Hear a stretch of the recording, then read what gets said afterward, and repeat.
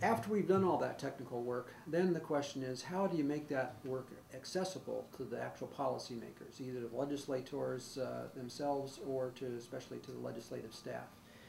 And that's an equally fun part of my job. Probably half of what I do is the technical stuff, doing those cost-benefit models.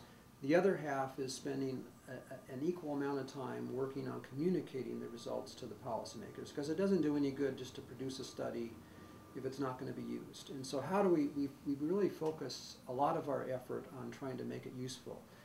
We meet frequently with legislators and with legislative staff throughout the session and non-session parts of the year, trying to let them know what the study is, how the study is progressing, what we're finding from the study, and learning from those meetings on what they need in order to move policy forward in the state of Washington. So you really have to approach this as a 50-50 proposition. You got to do the technical work, but then you've got to make probably an equal amount of time to make sure that it's understood.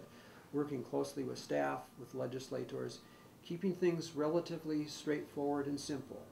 I try to, there's certain products, certain publications that have been successful in the United States, like Consumer Reports, for example. Consumer Reports, whether you look at it or not, everyone's pretty familiar with that if you want to figure out what kind of washing machine you're going to buy, you can kind of go there and you can get used to that little bubble chart.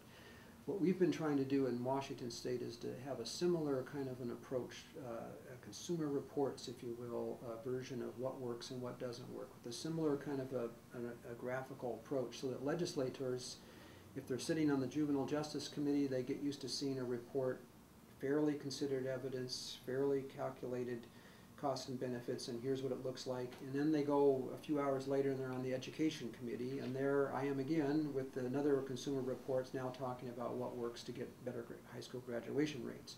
Done in a similar fashion, same kind of model, same kind of graphical image.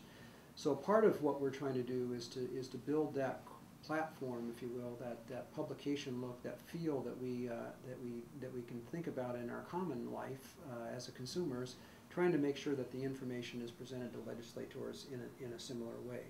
So brevity is good, crispness is good, and clever presentations like those Consumer Reports list is also very important to try to make sure that the message is useful as possible to members of the legislature.